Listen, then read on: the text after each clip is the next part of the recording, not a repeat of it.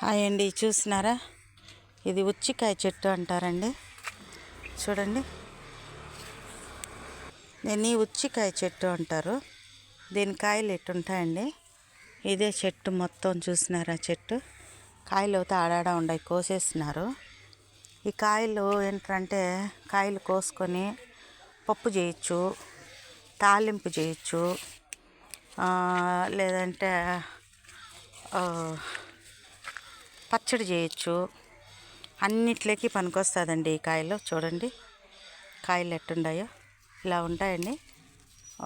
భలే ఉంటుందండి, మంచి టేస్ట్, ఆరోగ్యానికి కూడా చాలా మంచిది ఈ కాయలు. చూసినారు ఎలా ఉండదో చెట్టు. ఇది అండి చెట్టు. ఈ కాయలు మీకు ఎక్కడన్నా అందుదాపులో దొరికితే తీసుకొని మీరు కూడా చేసుకొని తినండి.